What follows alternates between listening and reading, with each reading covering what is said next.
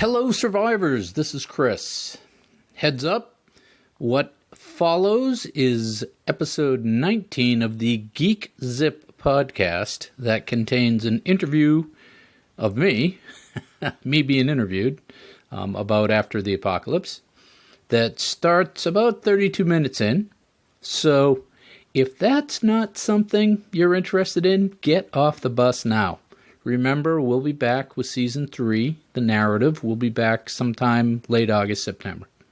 Now, this GeekZip podcast, it's a show where two guys from West Virginia talk about comic books and wrestling, and then they throw an interview of me in the back. And I had a blast talking to them. Fair warning, though, there's some cussing and some off-color humor in there, but it's all good fun. I started podcasting back in 2007, back when you had to explain to people what podcasting was.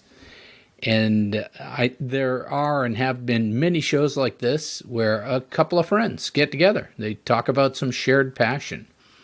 There's a couple of movie review podcasts that I listen to that are just like this. And I think that might be one of the good, positive, defining characteristics of independent podcasting, is that you can find a couple hundred people who share your hobby and set up a podcast to talk to them. Anyhow, I'm still doing these interviews. I got 2 other ones out there to see if we can expand the podcast's reach. Don't forget to write a review in whatever podcast app it is that you are using to listen to this. And tell a few friends, and keep surviving. Get ready for the GeekZip Podcast Season 5 finale, July 26th. The GeekZip Podcast welcomes documentary filmmaker David A. Weiner, director of the Kickstarter-funded documentary, In Search of Tomorrow, the definitive 80s sci-fi documentary. You won't want to miss this deep dive omnibus into the decade that redefined a genre. July 26, 2022, it's the GeekZip Podcast Season Finale. Listen wherever you get your favorite podcasts. Search GeekZip Podcast. Here. Who? From the Zip Cave in Huntington, West Virginia. We're on express elevator to hell.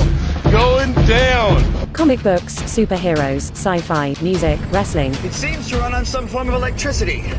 Welcome to the GeekZip Podcast. We are tonight's entertainment.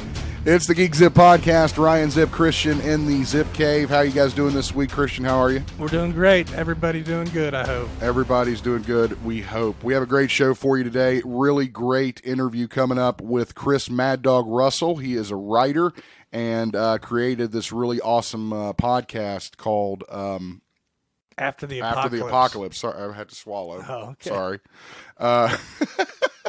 And we will talk with Chris and talk to him about, because it's July 4th, Independence Day. I think of the movie, right? That's what I always think of, is the movie. What do you think of for July 4th? Fireworks. Did you see any fireworks this weekend? I heard some. You live out there in the boonies, so you do hear a lot, I'm sure. Of course, we're going to get into your news as well, but looking forward to that interview with Chris coming up. Okay. Always got to start with this fucking guy. Ezra Miller back in the news as it continues to get out of control. More alleged victims are coming out of the woodwork now and claiming that the actor is just batshit crazy. He must have an interesting Wikipedia. I don't know if I'd add this shit to the Wikipedia, but people do. No, that's true. That's true. Per Variety magazine, Carlos Rainier, who was a bartender at a pub called Precchio Coffee House, am I saying that right? I don't know. It's like Hawaiian German. I'm not even going to try. Said he had to intervene in 2 altercations involving Miller. One started with banter that soon turned into the actor putting a male into a chokehold and later slapping him, while the other resulted in Miller assaulting a young woman at a bar. Dude, this kid, man, I tell you what. He's going to get his ass whooped. I mean, eventually somebody's going to blow his head off, especially with the new regulations we got going on in this country. God, Jesus. Yeah, he just needs help in the worst way. Yeah, it said he replied, "You really want to fight?" He's like, "Those fighting words." So here we go. The woman in question that he allegedly got into the altercation had this quote: "I think it's just fun and games, but then it wasn't. All of a sudden, they're on top of me, choking me, still screaming in my face if I want to fight. My friend who's filming sees they're obviously not joking and it's actually serious, so he stops filming and pushes them off of me as they're still trying to fight me. 2 guys, friends of mine, are actually holding Miller back as they're screaming, "This is what you wanted. This is what you wanted." Oh, there refers to him. Yeah. I gotta remember he's. Well, I got confused because I was like, why would the 2 guy friends be saying it to Ezra going, "This is what you wanted, Ezra"? You know, you don't want to report on this kind of shit from these young actors because it is sad. This is his MO, dude. He's done this before. Choke that one You're not girl. wrong. Yeah, I mean, it just comes out of nowhere. It clearly shows that there is some deep-seated mental problems, you know, and that's okay. I mean, everybody's got them, but you have to also get help for them. You can't just go batshit crazy on people in a fucking bar. Can't use it as a court excuse. Right, exactly. Just go to the nut house. He's found innocent due to insanity. Honestly, I mean, I hope he gets help. I really do. Sure, he's been in some good movies. Interesting headline that me and Christian were talking about before we got rolling here. It seems that Game of Thrones star Lena Headey is being sued for $1.5 million. And we were kind of questioning. Well, I kept seeing this headline everywhere. Yeah, well, I saw it a couple times too, and I didn't know much about it either. So apparently, from what we've gathered, and correct me if I'm wrong, Christian. I don't know. Christian. But she had a talent agency. Talent agency, I guess it is. It doesn't really say what kind of agency it is. It just says agency. There were unpaid commission fees for several projects, including a part for Marvel's Thor: Love and Thunder.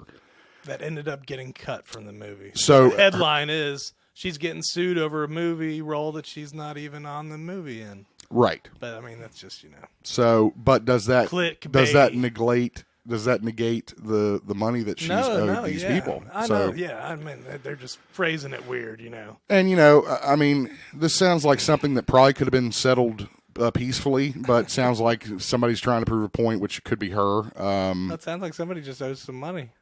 Well, I don't know why they would sue her. I mean, because she's not paying. Well, that's what I'm saying, dude. What the hell's wrong with you today? Shit. Just on my case. Well, then what do you think they should do? Say, "Oh, what's okay? We don't need the money." No, I'm not saying that. I'm just saying that, you know. Since you're not in the movie, we don't need the money anyway. Yeah, you didn't get in the movie, so we're just going to let you slide. Yeah, we'll just write off that hundreds of thousands of dollars. I mean, Stranger Things, bro. Stranger Things. She doesn't have that much pull, I don't think. I finally, Christian, got to watch the Doctor Strange and the Multiverse of Madness. The Stranger Doctor the Strangers, Strange. Perfect Strangers. Well, no, I was thinking of Stranger Things and Doctor Strange put together. Doctor Stranger Things. He's the one they call Doctor Stranger Things. How'd you think it? I loved it. I really did. It was great. Yeah. But what I was, and I even posted about this on my personal account. What I thought was the best part about it, I was blown away by Elizabeth Olsen and her performance as Scarlet Witch. I mean, I think it's important to have watched the WandaVision before. Oh yeah, definitely. Yeah, like Kush had not, so that I had to fill in a bunch of blanks for her as to why the motivation. Yeah, exactly. But if you've watched WandaVision and you go into this, you totally, I mean, you can see, like, I think when you can see emotion in an actor, that means they're doing a fucking amazing job. Mm-hmm. When you can actually see and it looks like it's them and not like a role, that's when they're doing a good job. Now, I don't think, that's why I fucking hate Tom Cruise, because, you know, he just doesn't do that anymore. He used to. Like and he in has Tropic Thunder. You're not wrong. That's what I mean. You're not wrong. You know, and I think that quality happens to a lot of these actors who take. But a lot of people like to see Tom Cruise acting like Tom Cruise. You know, and I guess the guy does have to earn his billions. So that Top Gun movie, give them what they want. It's making bank, I think. My mom. Did you see that one? No. My mom sat me down on the couch and said, "Ryan, you haven't watched the new Top Gun?" Oh yeah, Mom, I can't do it. I cannot do it. She's like, "You've got to watch it. It's so good." I was like, "I can't do it, Mom. I can't do it." Why can't you do it? What are you? I hate about? that motherfucker so bad. Even looking at him, I mean. But you like the old Top Gun, right? Oh God, I love the old Top Gun. I love the old Days of Thunder. I love the old Tom Cruise. Sure, okay. I don't like the new one. All right. At some point, Tom crossed Honestly, you, well, and you're it's like, when he "That's was it." yelling at his fucking people backstage. That I can't stand Karens, Sure. male or female. I can't stand them. That immediately will make me hate you. The quickest way to get my hate is to act like a fucking jerk in public because you think you're entitled to, and that's what he did, in my opinion. Yeah. So, but I will watch it eventually. I'm not saying I'm never going to watch it because that's a lie. I just may wait till it's streaming. Sure, nothing wrong with that. So I don't have to pay for it. Anyway, going back to Elizabeth Olsen, a lot of people have been questioning what her future in the MCU is going to hold after the events of Doctor Strange and the Multiverse of Madness. Sure. And especially being that the MCU is expanding with new characters. But it's not like she died in it, right? I don't think she died. I think she kind of just became one with the multiverse kind of thing. I'm not sure. I just watched it too, but I don't know. Maybe she just vanished like she did in WandaVision. I'm not sure. But, anyway, what's the story say about so her the story, it sounds like she is pretty much wanting to put that role behind her. While speaking during the Tonight Show with Jimmy Fallon, Olsen responded to a question when asked whether she has more MCU projects lined up. She says, "I hope so. They don't tell me anything about my fate." The actor followed that up by adding emphatically, "I should come back." So she wants to, but I don't blame her for wanting to do something else. Yeah, sure. Again, you don't want to get typecast. And at the end of the day, these are not hardcore comic book fans. These are people with jobs. So, and I feel like WandaVision was a lot of effort. I mean, that had to be a lot, to do all those scenes in different outfits and all that shit. But I was a little surprised that we didn't see any kind of Vision. I was that surprised me a little bit. Didn't see White Vision and didn't see Old Vision. Not even flashbacks, really. She mentions him, but calls him Viz, which was her nickname for him. So I don't know. Anyway, moving on. Apparently, we now know what Ultron's next move would have been had he not been destroyed in Avengers: Age of Ultron, Christian. And we know that because of the cruise, because of the Disney cruise. The Disney Wish cruise has a new storyline, and it has the awesome Ultron who got screwed so bad. He was in the What Ifs too. Yeah, I heard about this. That's something I still have not watched. The voyage for Disney Wish Cruise is set for July 14th, and the MCU fans can experience an all-new cinematic that is quite the team up. It says a cinematic dining experience. That is interesting. Cinematic is that like what's like that? The movie plays on your food. Is that? I don't think that's it. Is no, that like that? I don't know. What's that? What's that? Medieval Times? Is that what maybe? that shit is? That'd Is that be cool. Like? They fight in front of you? Sure. The footage apparently includes Anthony Mackie, who, of course, plays Sam Wilson, Captain America, and Brie Larson, who plays Carol Danvers, Anthony. Captain Marvel. Yeah, your acting buddy. That's right. Also is Kamala Khan, who you just call Khan. She's the Khan. Super Khan. How about Super Khan? That's a good one. I said, what show? He went Khan. Miss Marvel just doesn't sound off the tongue. Oh, my God. Apparently, Ultron is in search of the quantum power. Ooh, what is the quantum power? The quantum power is basically the Ant-Man stuff? Ant-Man time travel, ability. The quantum realm. He wants access to the quantum realm. The Exactly. power of the quantum realm. So there is a video of this interaction on YouTube. I'm not going to watch it right now because we're recording, but we'll watch it afterwards. And there's some dialogue with it too. I see. I don't know if that's Paul Rudd. It doesn't say that he was included, but it is an interaction between Ant-Man and Ultron. Have you ever been on a cruise? Never. Me neither. Never. I don't know. I think I was reading about a Star Wars cruise where there's all kinds of cruises now. There's a Star Trek cruise, Jericho has a cruise. Yeah, Rock God cruise where you go out with like poison and shit. But the article I saw about the Star Wars cruise, I think it was talking about a drink at the bar costing like several $1,000s. maybe even multiples of $10,000. If it was a situation, and this is what everyone always tells me, that would in which it was all inclusive. You know what I mean? Like nothing you had to pay for. Yeah. I think I'd have a blast. Yeah, my parents enjoy going on cruises Because I would have to worry about it. I think that's one of the worst things about going on vacation is worrying about money. Yeah. Because you don't want to run out of money on vacation and you're fucked. Yeah. So it's like somebody saying going to Tennessee, it's all money. Exactly. Unless you're camping out or something. So again, the full video of this Ultron appearance is on, and I'm going to watch it after we're done. Yeah, dude. Wait till you see I didn't watch it. Wait till you see Falcon say, "What up, Con?" Oh.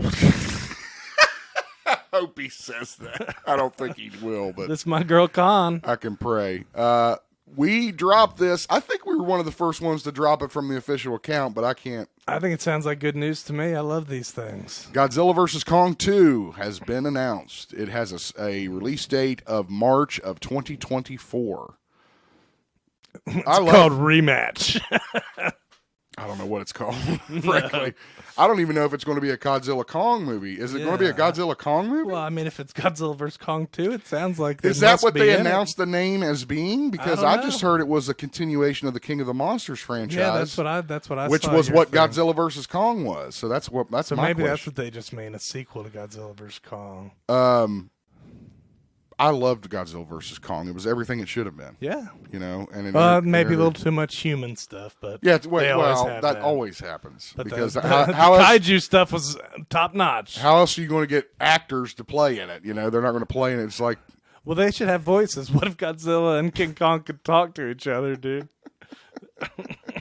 Get your lizard ass back in that ocean. Hey, monkey boy.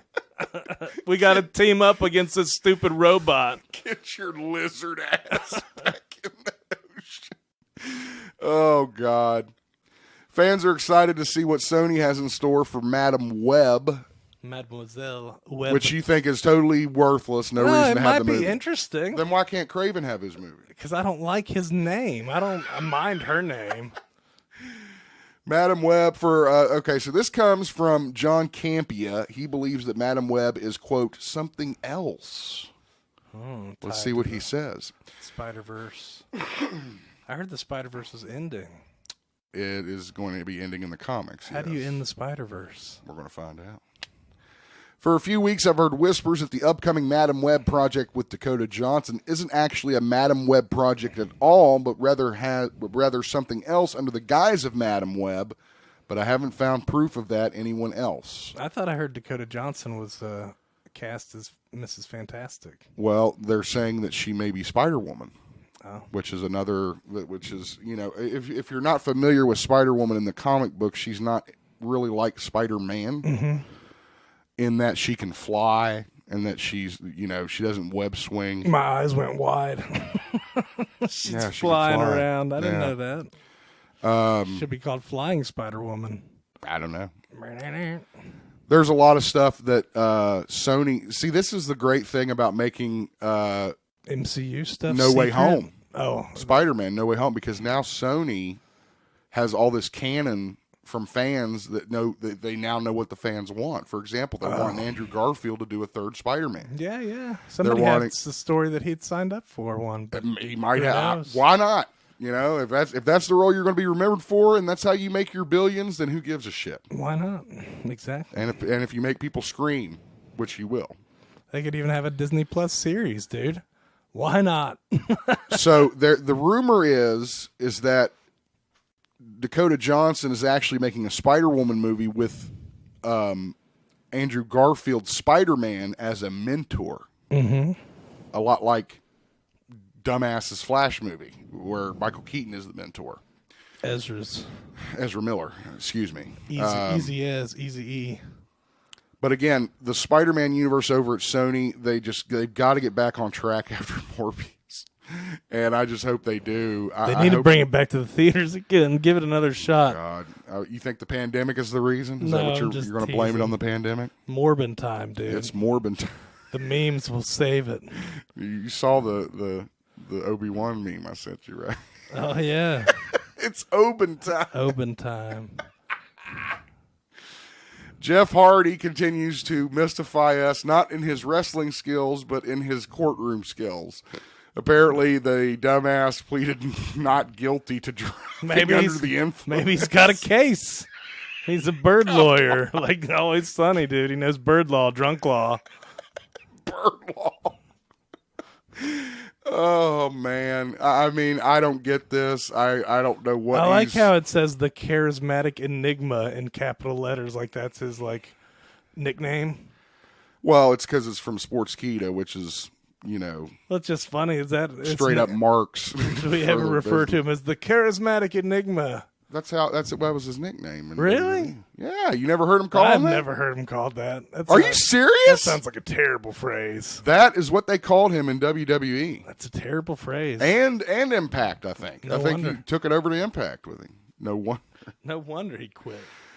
It's almost like he refuses to admit that he has a problem. You know, that's what it is to me, right? I mean, that's what it seems like. He's like, I wasn't driving drunk.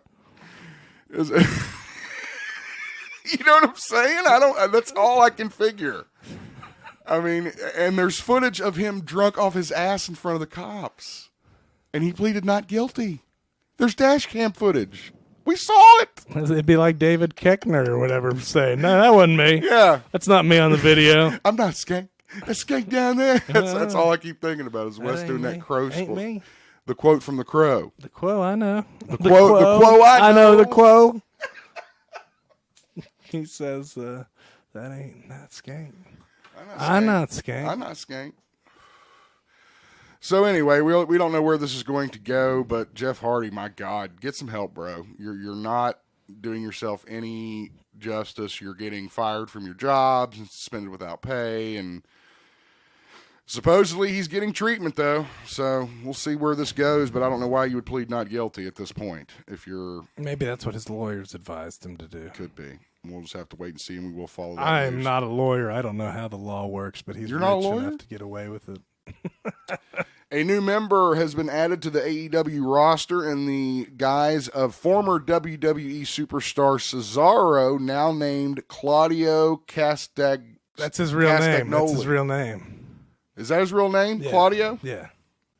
And hopefully he gets to shine brighter in AEW than he did in WWE. I think. This is a chance. I think he was often overlooked. Oh yeah. In WWE. I mean, his ability is amazing. Yeah, dude, did you see him doing the swing on top of that cage? Yeah. That was made me nervous.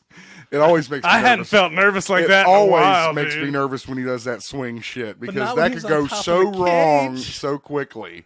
Yeah, getting swung off a cage, you go about 5 feet off the cage. If I just get dizzy and fall over with you spinning you. You're going flying. And they always, he's one of those wrestlers they always talk about like is, pound for pound, one of the strongest in the back. Yeah, that's true. I don't know. I mean, again, I hope it was the booking that made him so terrible over in the WWE. It seemed like he got some steam and then got hurt, and when he could have come back and done something and been a much bigger impact, instead they brought him back and put him with fucking Sheamus again. Mm-hmm. Again. Yeah. And it's like, you just hope that wasn't his idea, that was his booking. He was trying to be a good company man, blah, blah, blah. So I didn't watch Forbidden Door, so I don't know how he did there. I know he was like the big pop, though.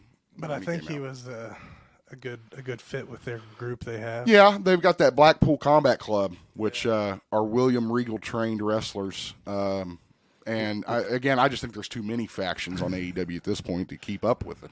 Well, I don't know what the there hell's used to be a happening lot anymore. in WWE too. Sometimes. I mean, there was one time I can remember toward the end of the Attitude Era. Remember there was Nation of Domination. Remember that? But never at the same time, and these factions didn't really participate in the main event picture. They were always working on like the Intercontinental title or Yeah. the tag titles or stuff like Yeah, that, and well, they worked their way up. I know, but- now there's just these factions with the top guys. Not really. And they're just in the they're just in the clique. It's a clique. It's a fucking new age clique. okay. That's all it is. Well, I mean, that's Nothing wrong with that. I'm not saying there's anything wrong with that. Nothing wrong with being a new clique. That's Yeah. fine. well, I mean, they've had that. They've had the All Elite. That was one of their factions, dude. Yes, that's another thing. This is actually a real thing, not just something they created in AEW. This is actually goes beyond the company. So that is one thing worth mentioning, Christian, for sure. Doctor Strange has a new villain. Doctor Who has a new villain. Again, me and Christian have told you before, I don't watch a lot of Doctor Who. I know a lot of people do, and several of our listeners do as well. So I always like to mention. And Neil Patrick Harris is joining the cast. That's right. He's going to be the villain. NPH. NPH is coming aboard. You're getting a great American export. He can be devious, dude. He's a good villain. Except Except in that Matrix sequel. He's in Harold and Kumar. Easily the role that turned his career around. Come on. Either that or that How I Met Your Mother stuff. No Everybody fucking way. loves He didn't him even in have that. that before he did Harold and Kumar. All right. I mean, that when you are a child actor, okay? There's not a lot of options out there. Well, just make fun of yourself and see if that works for you, because you could create a whole new career like he has. And I'm not saying he's a bad actor. I'm not saying that. I'm just saying that he had that ability to really poke fun at himself. I'll bet he didn't say no to anything the director had in mind for him to do. You're saying he took the opportunity and ran with it. He said, you know what? It's been 20 fucking years. I don't want to be that doctor kid anymore, do ye? I want something new, so let's make fun of it. Yeah. Hence the I slept with every piece of ass on that show and all those quotable lines from Harold and Kumar. Yeah. So I got and now, keep talking. I got to now Nicolas Cage is doing the same thing. and look at his incredible success with it. I mean, talent stuff is what I'm saying. I'm just saying, there's groundbreaker. You don't have to be in a mega blockbuster to make an impact. Well, even that Jean-Claude Van Damme had some shows like that. Sure, that JVCD or whatever, where he poked fun at his. I think there's one too where he had a van. Jean-Claude Van Damme has a van. Oh damn! That sounds like an Always Sunny clip. Honestly, maybe it's Adult Swim. Could have been. Well, Marvel has plans to bring the Spider-Verse to an end in a new Spider-Man series coming in October from Dan Slott and Mark Bagley. It looks like Spider-Man #1, a new series following the aftermath of the forthcoming Edge of Spider-Verse, will bring an end to the Spider-Verse. These guys have been writing Spidey for a long time. I didn't know that. And I think this is a good idea. It's out of fucking control. Yeah. It was an amazing It's beyond concept. my understanding. Exactly. when that happens, it's time to take a step back. And I don't understand the rules. I don't understand the players. I don't understand the villains. I don't understand the motivations. I don't understand. Miles Morales, I get that. Sure. I understand that one. Into the Spider-Verse was cute. But my God, now it's just out of control. Mm-hmm. There's 1,000 Spider-Men. There's Spider-Pigs. There's going to be an army of them, dude. Jesus. So anyway, I think this is a good idea. It comes out in October. I'm going to grab a copy of it and see what's going on. This was the same story where we saw Spider-Man get a glider from Norman Osborn. Remember us talking about that? Yeah. So we'll have to see what's going on and why Peter needs all these new weapons. And apparently it's going to be because the Spider-Verse is going to end. It's always crazy to end a verse. Did you see this story? Yeah, I did. I did not read this story, I'll tell you. This is the first time I'm going to read through it. You probably aren't familiar with that guy, are you? I'm not, really, no. He's like, his indie gimmick was penis magic. Penis magic. So he's never going to be able to, Disneyland has cut ties with pro wrestler accused of sexual misconduct, wrestler Joey Ryan, who was playing the role of Dwayne Johnson in their Jungle Cruise show. Yeah.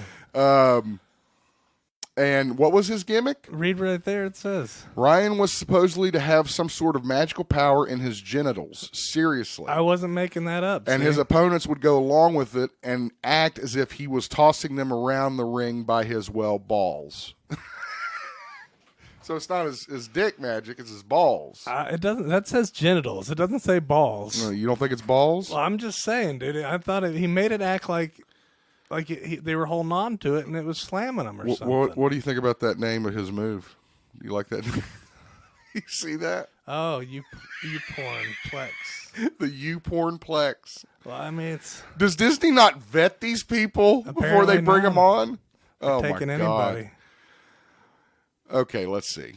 And he's been accused of sexual misconduct by women. Shocking. Several women. Shocking. And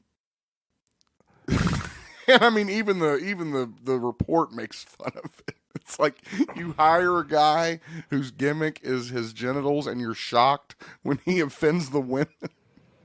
I'm not. I'm done with this.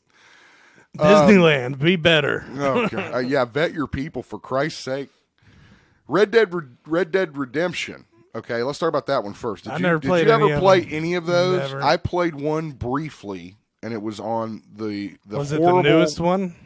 No. I don't know. I think it was 3. I'm not sure. I don't know. The new one was supposed to be good. I mean, I guess they're all supposed to be pretty good. Well, when I played it, it was over the horrible first incarnation of the PlayStation Plus network, which just was frozen and buffering and constantly fucked up all the time. But it was an interesting game. Now, I've seen... Apparently, it's a lot like Grand Theft Auto in that you can go do these crazy ass... Do whatever you want in the Wild West. These animals that they hunt. Have you seen these videos on no, not really, but I mean... Big ass white alligator that's like 30 feet long that they go hunt. And sure. There's I think a bear that's you do that in World of Warcraft too? Just crazy. It's scary. I don't know if I want a big albino alligator coming after me. In World of Warcraft, you can make it your pet. Yeah, well, you can't do that in this game. You probably can. You can probably tame it and ride it, dude, instead of your horse. If not, you can mod it. So, Red Dead Revolver was a game from the Red Dead games that came out in like 18 years ago, it says. So how long would that be? Would that be 2004? Yeah, I guess. And now it's actually getting a sequel, or they're going to remake it, excuse me. Mm-hmm. And it's going to be new gen instead of old gen. So that'll be interesting. And that Unreal Engine is fucking crazy with the way it does stuff anyway. You know, the way it alters and can make people look real. Uncanny Valley, it's too real. It's pretty real. There is a short video, kind of like a teaser of it on our Facebook page you can check out. But that Red Dead Revolver looks remake. Like remake. Remix, dude. You're remaking. You don't do the DJ effects when you remake. You do the DJ effects when you remix. There you go. Remix, not remake. That's what you said. I'm sorry. I'm calling you out on your remake. Remake. All right, fine. I'll accept it. No, we're doing it. I know we need to make it like a YouTube poop where it goes like.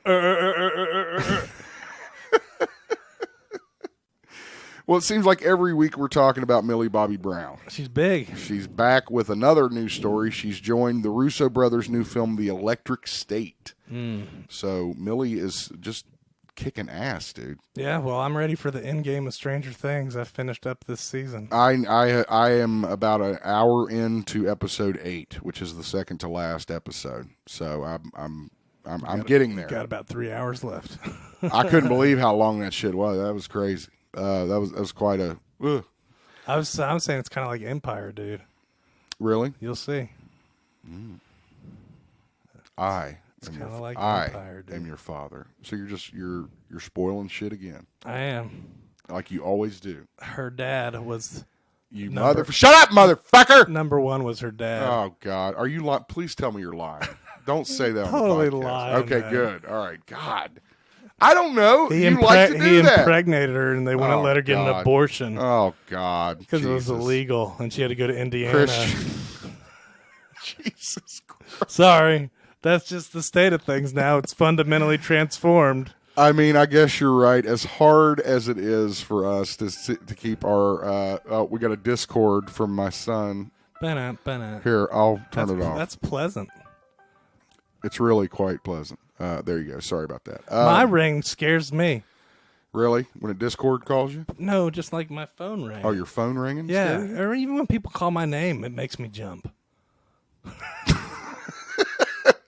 I don't know if I'm just nervous or what, but my mom... Maybe you need some medication. My mom will be like, Christian's like, whoa, what?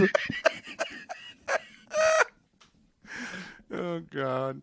The Electric State is a 2018 illustrated novel by Shimon Stalinhag. Oh, so it's not like MCU stuff. No. It just says event in-game director. The book follows the adventures of a teenage runaway who, alongside her robotic companion, sets out on a journey across a crumbling alternate version of the United States circa 1997. So that'll be interesting to see her do that. She's good at that stuff. Wasn't so bad when we were 14. Loner hero. Boy, it was a different place, wasn't it? Different world. We didn't have smartphones. We got a new animated film coming out from DC. I watched the preview for this. Did you watch this? I watched the preview for it. Battle of the Super Sons is the name of it, and we have a clip. It's got the thing from Suicide Squad. The thing from Starfish. Suicide Squad. Oh, Starro, yeah. Okay. I couldn't think of that anymore. The thing from Suicide Squad. I'm like, there's a lot of things in Suicide Squad. I was thinking. I didn't think of Starfish at first. I was thinking of something different, some kind of different fish. Apparently, this new film uses CG animation. Yeah, it looks a little more high tech, like with Right. 3D effects and stuff. Have you seen the trailer yet? I have not. I'm going to watch it as soon as we're done here. Yeah. But it's Batman and Superman Battle of the Super Sons, something that was supposed to drop, I thought, earlier. Yeah, see? It was supposed to drop like October of last year. That was originally announced. It was announced then. Okay, my bad. But anyway, that's going to drop as well as that Green Lantern Beware My Power project. And when does this one come out, does it say? It looks like they have to fight everybody, dude. Everybody gets taken over by Batman Starro, Superman is a except them. damn good book. I always enjoyed reading Batman Superman. They've been really good. You say Starro's involved. Yeah. Oh, it's weird too, dude. The thing like comes out of their mouth. It's on. You know how it's usually on their face. Yeah. But this one like comes out of their mouth and then gets on their face. Oh God. So yeah, they dude. ingest it. I don't know somehow. but that is a horrible looking animation to seeing that starfish come out of people's mouths. All it says is that the Battle of the Super Sons is scheduled for this fall, so we'll have to hold up on that one. Wanted to make sure I mentioned this. Our good buddy who is going to be our season finale interview, Christian, David Weiner, is in the news because he's got a new project. He did the In Search of documentaries. Very good. And he's got a new documentary coming very soon called Aliens Expanded, taking a look at the Aliens film from James Cameron. Didn't it say, I think it's getting ready to be on like Kickstarter or something? It's getting ready to be on Kickstarter. They're getting ready to start doing it. There is a trailer. There is information on our Facebook page, or you can go to aliens-expanded.com and learn more about the project. That's great. You know, I just watched that Movies That Made Us Aliens episode, and it was just so interesting. I tell you, and I feel like I wanted to watch more. Well, and the great thing about David is that he put out, if you go to that website, there is an area where you can actually give feedback as to what you'd like to see from the film behind the scenes stuff. Yeah. Like any questions you might have or anything. It's a great thing. Check it out, please. Our good buddy, David Weiner, we're going to have him on our season finale show coming up at the end of the month. But check out aliens-expanded.com and support if you can, because Aliens was incredible. Look at that cover photo, man, of them all standing there like badasses. Yeah, well, like you posted about Ripley being the baddest. She's the baddest woman on the planet. Before Ronda Rousey, there was Ripley. There was Rhea Ripley. Not Rhea Ripley. That's that chick from Cheers, right? Ridley Scott, no. Ripley. I don't know what the hell's going on. Okay. Ellen Ripley, that's her name. Ellen Ripley. Yeah, there you go. Ellen Ripley. John Cena had his little John Cena fucking celebration on Monday Night Raw. You know, we're going to have him break the record. What record? It's going to make you so mad when he's the most champions. He of better all not time. break Ric Flair's record. Oh, no, I don't think we that'll need to happen. give it to him. Nah, he's still like I think Orton passed him, didn't he? We can still make it. You're such a dick. 20 years with the company, and he had a little fan fest on Raw where it was kind of, everybody broke kayfabe. And, even the other promotions. He had interviews from, like, I saw Big Show, Jericho, John Moxley. There was a lot of people. That's kind of a big deal since that is a big deal. WWE usually doesn't even acknowledge the existence of their competitors. That's a great point. But anyway, there was a new belt that they're going to be selling. of course, you can't miss the opportunity to get something for WWE Shop with this asshole. This for Zip. Zip would love this. I would take a shit on this championship and smear it all over it. I hate that shit. God, it's so ugly too. Look at how hideous it is, and it spins like the other one. It spins. What, you want to buy this thing for like $5,000? As long if it played the entrance music as well, maybe. I would not accept it. Even to take it and sell it and make money off of it, I would not accept it. You just have to film your act of defecation on it. I would totally do that. Take a big old shit on it. Anyway, say, Cena, can you see this? Yeah, look at this, Cena. Don Cheadle's Disney Plus show as War Machine got an exciting update, and it's set to film soon. Oh, it's called Armor Wars? Armor Wars is the name of it, and it's set to film in Atlanta this fall. And you said he was a cripple now. I did not call him a cripple. You said his legs. He didn't have a good leg. Well, he's got a device that enables him to walk because he's paralyzed. I did not call him a fucking cripple. Is that a bad word? Yes. Oh, that's woke. What about hobbled? Oh God! Now you're just out of touch. Now you're going back to like 1785. Oh, anyway, we look forward to that from Don Cheadle. I loved what he did with War Machine. I can't wait to see job. the walking assistance device he uses. He's got it on his legs. I'm gonna wait and see. You can see it now. Go watch Avengers Endgame. He's got them on clearly. Those are boots. Oh God, So apparently Howard Stern is I did read about this one. Enthralled in some kind of deal where he supposedly is in some kind of Doctor Doom movie, or could be Doctor Doom, which is utterly fucking ridiculous. He's going to play Doctor Doom. No. If that happens. No way. Can't be, right? No. Apparently he had a hot mic, and they were discussing, he was discussing with his team upcoming guests for the fall, and then but before they got to the fall, they were talking about the summer. So I'm not going to read this whole thing. But he's mentioned about that he's going to be busy doing a movie or something. Exactly, since it basically says that Howard would be super busy this summer, and then goes on to say they're talking about Kevin Feige, and Stern says straight up, well, I'm going to do Doctor Doom, but believe me, I'm fucking miserable about it. Oh. On a hot mic. I would be too. Dang it. No. He's apparently been talking to Robert Downey Jr. about acting in the MCU. Some people say this could be a situation that's like some kind of a prank, which is possible. It's Howard Stern. It could be, yeah, sure. He could play a radio person. I wouldn't put him past playing a talk radio guy. No, I wouldn't either. And there's a lot of Doctor Doom storylines that are very interesting that don't involve Doctor Doom necessarily. So we'll have to wait and see. We'll keep you updated on this one. Finally, Gotham Knights has a new trailer out that shows what Robin can do, and he can kick some ass. I'm really excited for this game. I hate having to buy a new console. God.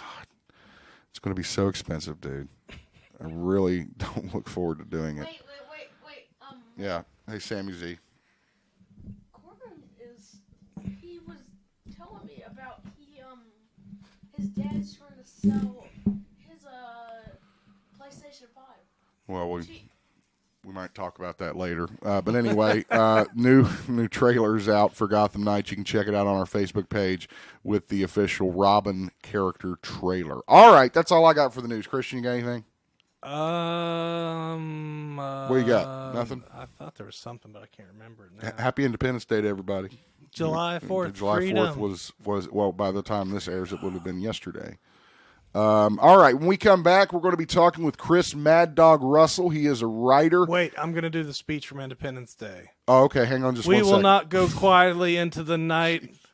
No, that's all I know. That's all you know? We celebrate our Independence Day. I don't know. You bring shame to Bill Pullman, sir. Well, you bring shame to the character. He's not my president.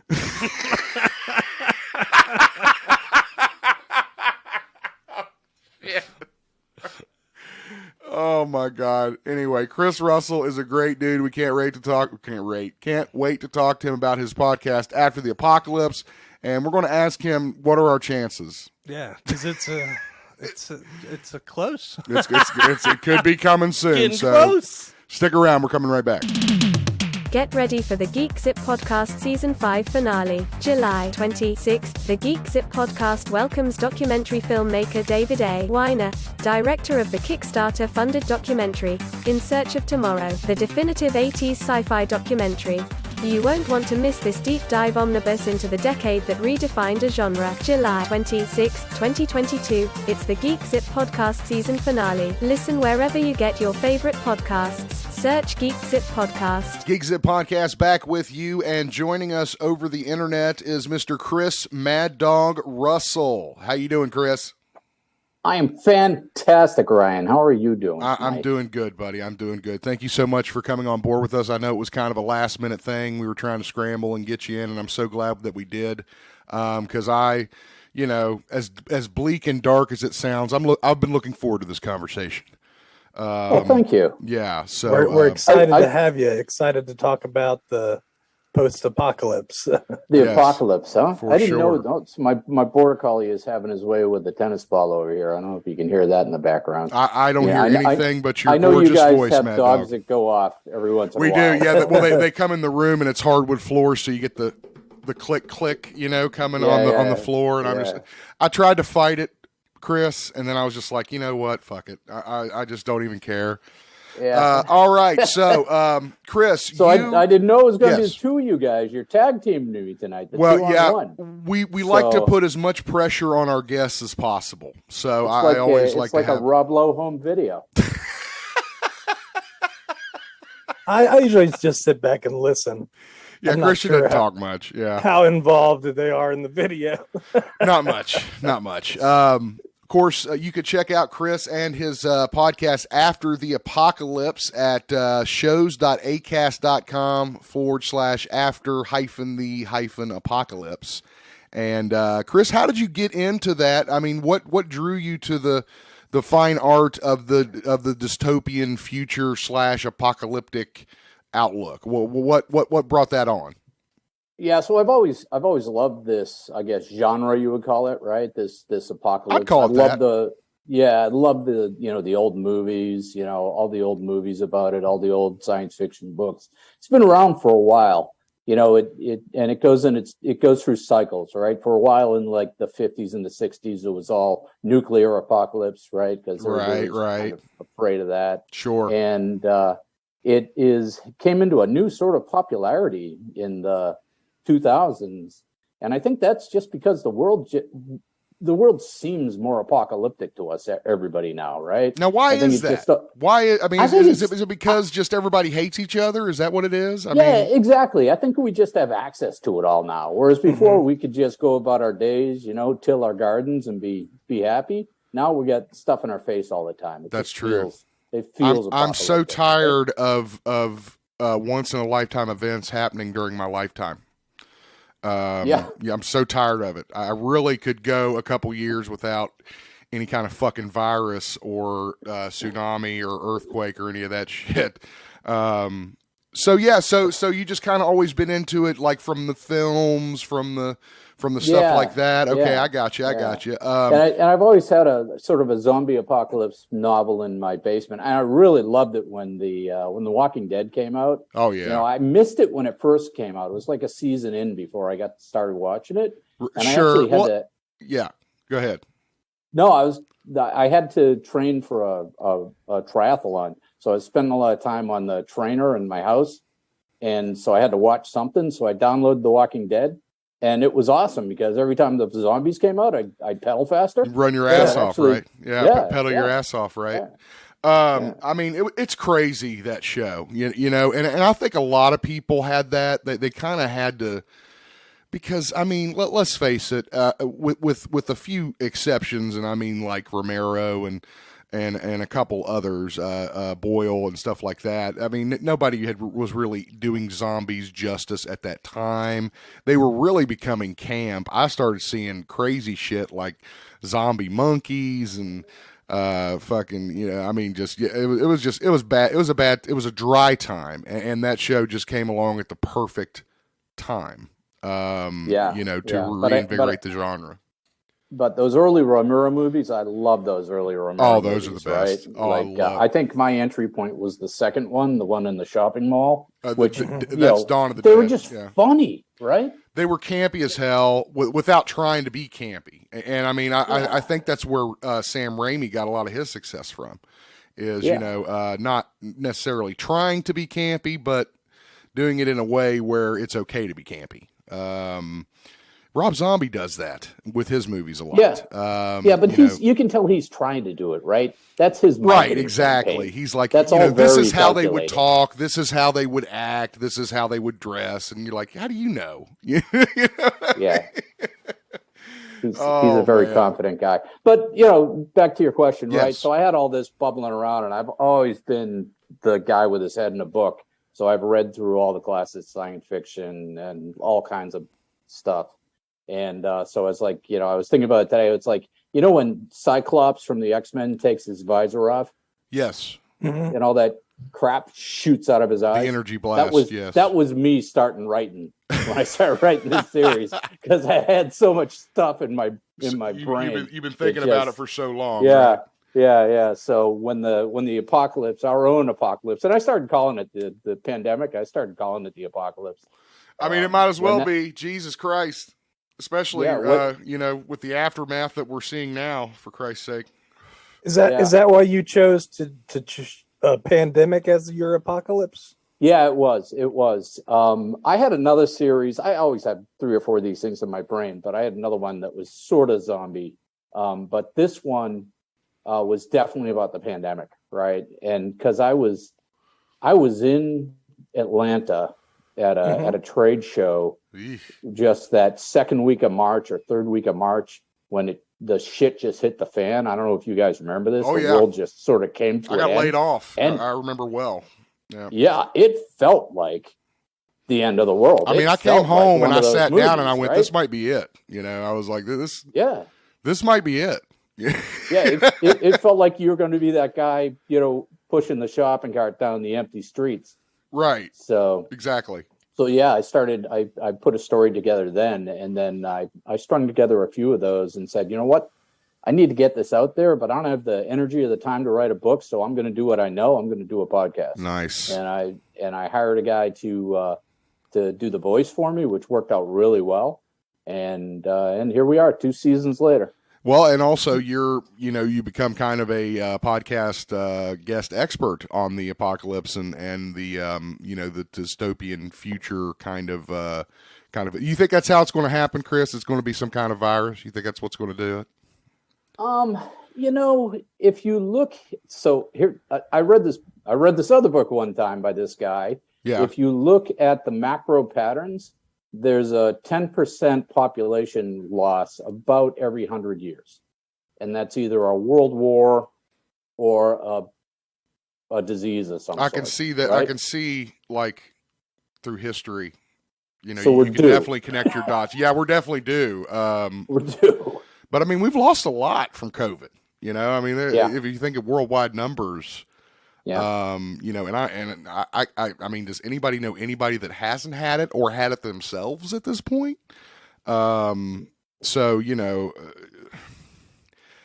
know. Right. I mean, again, this topic changes daily depending on, it's like the virus itself. It evolves like Chris knows. Yeah. Exactly. And that's because it's going through billions of generations, right? So it's a genetic algorithm. It's going to mutate. But what I'm saying is we'll get up tomorrow and North Korea has started their nuclear training, their nuclear missile testing again. And then we'll go to bed and then we'll get up and then the monkeypox is here. It's just like every day it changes what it's going to be, Right. You see, this is what I was talking about. It just feels like the apocalypse, doesn't it? Right. There's so much stuff that's happening. And, you could trace a line through it, but you've never been able to trace it so clearly before, I think. I think that's what's freaking people out. Right. So the question then becomes, why does something like my show, right? Why does that story, that narrative resonate with so many people? Why do they love it so much? Why is The Walking Dead? Why do people love that so much? And I think it's two things, right? It gets to it lets them play with the being in the apocalypse in a safe space, right? It's like going to a horror movie. You know, you're not actually going to get your head taken off by Jason. Sure. Right? Sure. There's that safety well, you there. hope not. But it's it also, depends on what part of town you're in, you know. I mean, it depends. But I think there's some release there, though, right? Being sure, able to absolutely. be in the apocalypse without actually being in the apocalypse. And I think that's why, like, those lost rooms are becoming so popular now, because it's kind of like people want to be in this peril, but they still want to go home at the end of the night. And charge their phone.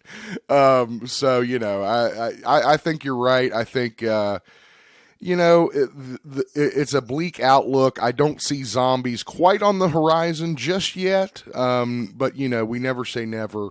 You know, is there anything out there, you know, we mentioned the Romero films, mentioned Walking Dead. Is there anything that gets it right, in your opinion? Like the way that people would react, or the way that people would, you know, deal with the apocalypse in whatever way they would? Do you think it'd be like a Dawn of the Dead situation? Do you think it'd be like a Day of the Dead situation where it's like just the military people still around? I mean, what do you think about that? So I think that's the beauty of this genre, is you can play those what if games, right? Yeah. Oh, that's great. What great game to play. is going to happen? And I think all those answers are right in the right universe, right? Right. So here we are. We're back talking about the multiverse again, as if you haven't heard enough of that in the last month. We haven't talked about that at all. Yeah. Your podcast takes place a couple weeks after the apocalypse, right? It's not like years into it. Yeah. So you know, it never discreetly says when, but it's like, you know, 3-4 weeks after. Okay. Right? All right. So, and a lot of, I'm a student of history as well. So I not study, but I read a lot of history. And there's a lot of examples of civilizations that, you know, were not dissimilar from ours, right? The Romans, you know, in England, right? Yeah. Or the you know, even the Anglo-Saxons when the Vikings came across. There's all these examples of, you know, societies humming along, and then all of a sudden, guess what? It's over, right? Right. And so I can pull from that and see what people do, right? And there's patterns, right? They tend to, you know, they'll tend to castellate, or, you know, get together in groups in fortified cities and that sort of thing, right? But it also destroys civilization. They all start fighting each other. It's every man for himself, right? So this is the beauty of the apocalypse, is you get to, on a macro level, you get to play with these different visions of the future and what people would do. How it all resets and how it rebuilds. Yeah. What do you think, Christian? I think another appealing part of it is the survival aspect. I think a lot of, like, you see the survival shows on TV and stuff. Naked and Afraid. People, with just nothing out there. And I could make that. I could, you know, rebuild a windmill and grind my own flour. Are you going to audition for Naked and Afraid, Christian? I've been telling you I'm should. Just saying. You know, there's a lot of preppers and stuff out there. There are a lot of preppers. I saw. You know, they're selling on Amazon now, like apocalyptic fallout shelters that you actually put in your fucking yard. Like, you dig it up. Sure. And it's like an entire room. I mean, they're selling it on Amazon. I wonder if it'll be on sale for Prime Day. Well, like you said, North Korea, you never know, man. Oh God, crazy bastards. And then you got Putin and all his bullshit. You know, anyway, we're not going to get into that. You tell me not to get political. I know, I do. I have to tell Christian all the time, don't do that. We can't do that, because then we'll open up the real freak show. All right, that's cool. That's a good answer. So let's say, like, you know, the world has, you know, this catastrophic event happen tomorrow. What are humanity's chances, do you think, Chris? I mean, are we totally fucked, or I mean, do you think there'll be small group, or it'll decrease over time? I mean, if you had to guess, of course, hopefully you're guessing, how do you see that kind of evolving from the start of it to where you're at now, a couple weeks, 3-4 weeks in? Yeah, so in this apocalypse that we made up, this universe, we lost like 90 to 95% of the population, which is, you say, wow, right? Yeah. But if you look at the population of the United States, 300 million, you take out 90%, you still get 30 million people wandering around, right? Right. That's nowhere near an extinction event. Do you see them clustering into groups like that, or do you see them like, of course you're going to have the crazy fucks that, go out in the woods and just sit with all their guns, which is fine. Right. Luckily we're in West Virginia, so we know a few of those people. So, I guess, I always thought, honestly, I thought 28 days later. I really thought that, and maybe it was the time that it came out, and the idea of viral hadn't really been explored that much. That's one where there's very few people left. Right. Yeah. Right. Exactly. Yeah. And it's like, you're instead of dealing with the constant conflict that you have. Romero movies, great example, which it makes them appealing and makes everyone love them, is the conflict in those movies. But then you have this opposite side of it where you're like, you wake up after a month and no one is there. Right. And you have no explanation, no clue, and you of course you find out quickly. But I guess that's kind of the question I'm asking is that initial shock of it happening, whatever that may be. I guess people would be inclined to group together to try to survive, I suppose. Yeah, we're communal beings at the end of the day, right? So survivors will group together, and then the question is, with that, there's still a lot of people left. Sure, you lost a lot of people. There's still a lot of people. The question is that enough people left to continue any sort of government or civilization or whatever you want to call it, right? Right. Or does it just become, are we hunter-gatherers now, right? Right. And that's what you want to. That's you were saying, strength in numbers, and only the strong survive. And then the strong make the rule. Yeah, if you look at these sort of events in history, what ends up happening is it devolves into just tribes, right?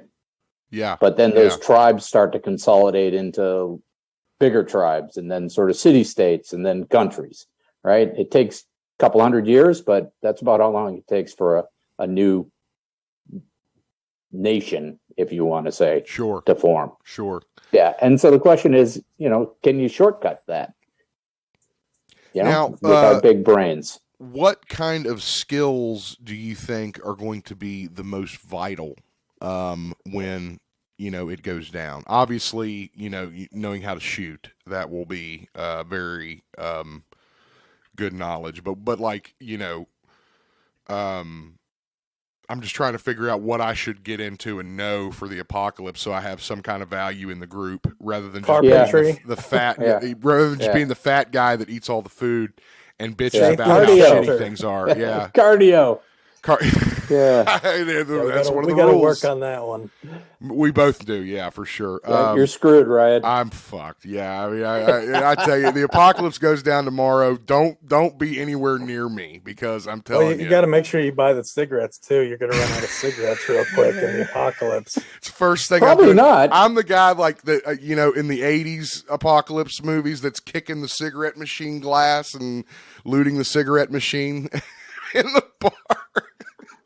Putting all the liquor in my sack, I mean, that's me. Essentials. Man. And Twinkies. Yeah, Twinkies are good. I was wondering if corpses were an issue in your podcast. Yeah, good question. It really is, right? Because you got to think about that. If you've got all these corpses laying around, how long does it really take a body to sort of disappear, right?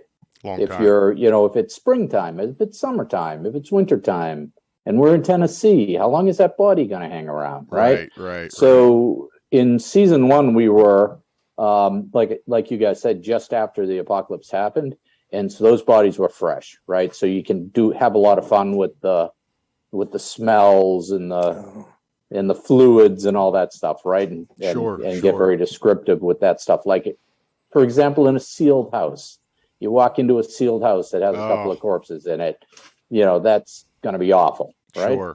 Sure, absolutely. But then 6 months down the road, which is where season 2 was, most of those are going to be gone at this point. All right, they're going to be just bags of bones, pretty much, yeah. Right? Stains on the pavement. Any kind of DNA or any kind of spreadable material will be gone. Yeah. Yeah, so you can have fun with that too, right? You can say, hey, this guy went out to mow his lawn. Now he's a stain on the sidewalk, right? Right. So let's flip the script now and talk. Maybe we don't all die. Maybe it's a dystopian type of future. With the way things are now, the divisions that we have now, this is becoming a lot more, foreseeable as a possibility. I mean, wouldn't you agree? Yeah, absolutely. Yeah. And this sort of reminds me of some of those early cyberpunk novels, like Snow Crash, and where the corporations own everything, and there's virtual countries. Children of Men with the militarized groups and stuff. Yeah. So absolutely. I'm with you. And then we thought about Waterworld being a kind of post-apocalypse. I think that might be one I might make it because I think as long as you don't have a problem with the water, now you'd have to stay away from the smokers, but I think I might make it in that one, Christian, because of the water. You could adjust to life on the sea. I think so. I mean, hopefully I was a mutant with gills in my ears and web feet, but that would help. I mean, beggars can't be choosers. So maybe I could be like that sheriff guy in it. So Costner must know something because he survived 2 of these, right? He survived the Postman. Yes, and the Postman. Waterworld. The sad. The Postman novel is incredible. It's a great book. If you love dystopian and you love kind of that Western feel to them, I think about Watchtower or stuff like that. Go ahead, Christian. What? Eli. Yeah, Book of Eli. Exactly. If you like that stuff, the Postman novel is incredible. The movie fucked it all up. And it's such a shame because, and I don't blame Costner. I don't blame him. Because it was eventually going to get made into a story. I mean, it was going to happen. But that is such a hard sell on the general public, I think. God, it is hard to sell them on dystopian stuff. Ask Ridley Scott. Okay. I mean, that man's still trying to do it these many years later and still barely getting it through. I agree with you, and that's why most of them just turn into action movies. Exactly, right? Which is unfortunate, and that's why I loved Ridley's stuff. That's why I think Blade Runner was so good, because yes, it had action, but it also had a really rich story. There you go. Yeah, pointing at your head. Exactly, had the smarts to go with it. It assumed the people watching the movie had a brain. I mean, what is wrong with that nowadays, Chris? I don't understand why we're so stupid to these directors now that they have to spell it out for us. Have you played a video game lately? It's like a baby's toy. I mean, it's like it will literally point you in the right direction of where you're supposed to go and who you're supposed to kill. And it's just like, I was so dead when I was playing these games as a kid, and Christian can, go along with that. That's that mass market appeal. Man, I tell you what. So yeah, dystopian futures, I think is definitely something that we're probably going to start seeing a lot more of in terms of film, television, stuff like that, because of I've never seen, not just the United States, the world as divided as it is right now. And the last time this happened, here comes Hunger Games. Remember? I mean, when Bush was coming out of office and we thought that was as bad as it could get.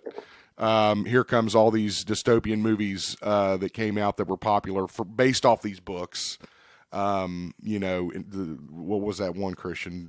Divergent or something like that? Something like that. So, yeah, I definitely see that happening more. And, go ahead, Chris. No, I was just yelling at my dog. Oh, the dog's fucking around? All right. The Border Collie with a ball. Border Collie with a ball. That's all I need to say. Does it play with the ball on its own? No. Okay, you got to throw it, right? Right, but it's when it's on the ball, it's on the ball. Now, no getting away from it. Did you see the movie I Am Legend, Chris? Did you see that? I did. We have a friend who has boycotted that movie because they kill the dog. Yep. Chris's podcast has a dog in it. I was going to say it does. that now how important is that in your story? Because that seems to be always so important in these dystopian stories. It's so, I think we could hire a team of psychiatrists to figure this out, but people love the dog.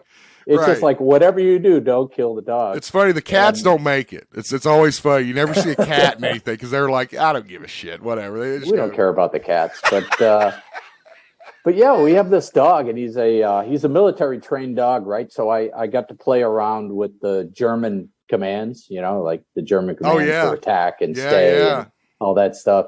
I love that's good. I mean, I'm always worried about my dogs in a zombie.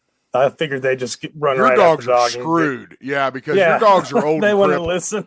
I mean, your dogs are like on their old and crippled, except for that puppy that just barks. I mean, that's one thing. They'll just get ate right up, dude. They wouldn't. Trigger's fat ass wouldn't even make it out the door. Probably.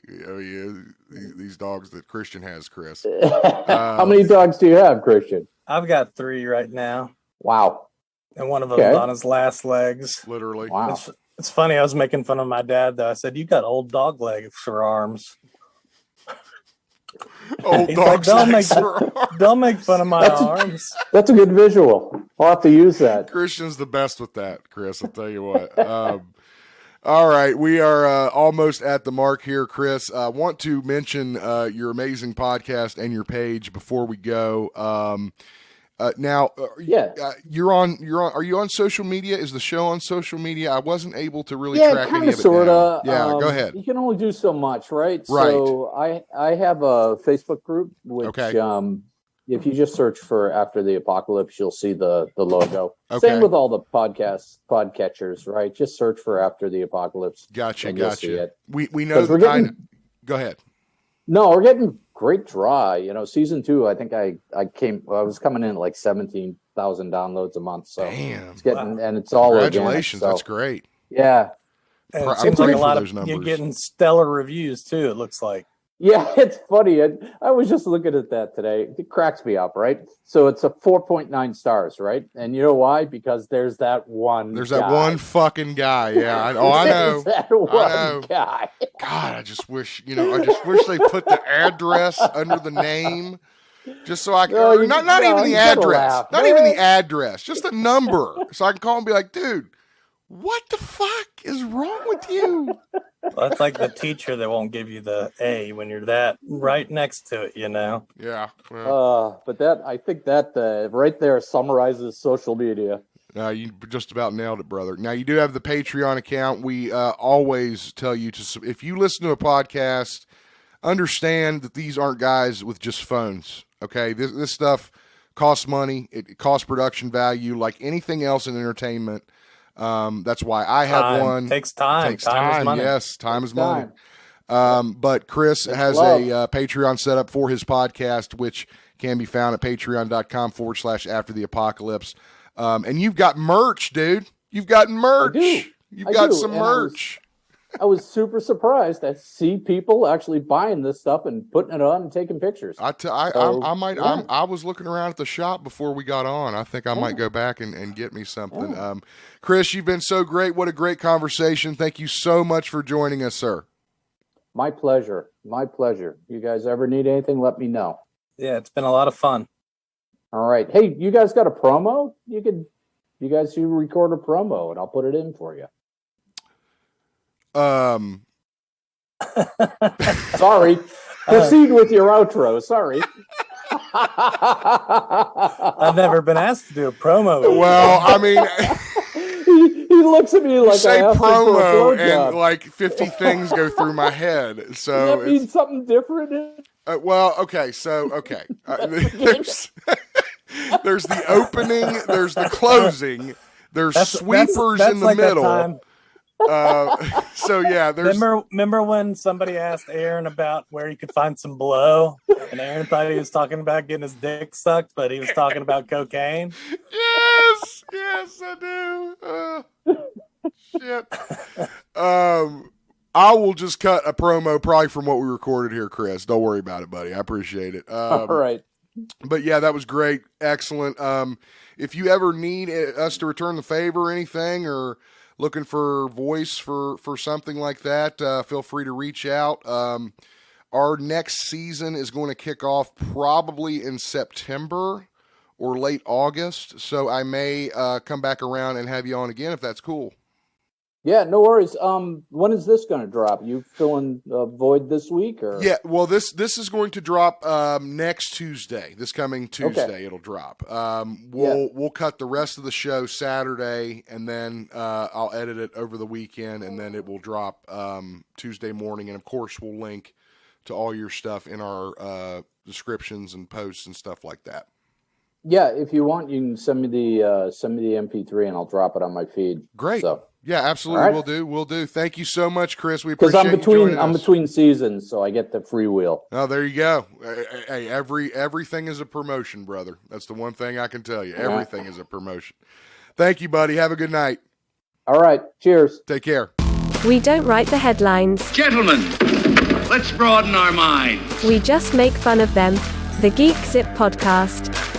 All right, want to thank Chris Mad Dog Russell for coming on the show and discussing all that amazing information about the apocalypse. Christian, you think we'll make it? I'm coming out to your house. You've got that kind of compoundy house. Well, as long as you bring the firearms. Well, yeah, we got to find some guns first. But want to thank Chris for coming on. Thank you so much. Coming up soon, we're going to have author S.G. Redling. She is the author of Flower Town and Ourselves. Going to have a conversation about sci-fi writing. Didn't she used to be on the morning station around She is here? a good friend of mine. Her name, well, we'll talk about it. Wasn't anyway, she, though? Yeah, she was. She was a radio host around here for years. Did like the Battle of the Sexes. Did all that stuff. So we're going to talk to her and have a great time doing it. Also, we've got... Was she on with J.B. Miller? Yes. J.B. and Sheila, Christian. Oh, okay. Yeah. Good job. Yeah. I remember this. We listened to it on the way to school. Anyway, that's coming up soon. Also, don't forget, we've got our season finale coming up at the end of July. Remake. July. Going to drop it on July 25th. Our interview with documentary filmmaker David A. Weiner about his latest documentary, In Search of Tomorrow, the definitive sci-fi 80s sci-fi documentary. Music to play after that, dude. In Search of Tomorrow. I'll get to work on that. For Christian, for Sammy Z, this is Ryan Zip. Thanks for listening and have a great week. Thank you for listening to the GeekZip podcast. Listen on iTunes, Spotify, Podomatic, Facebook, Amazon Prime. Follow the GeekZip podcast on Facebook, Twitter and Instagram. Search GeekZip Podcast.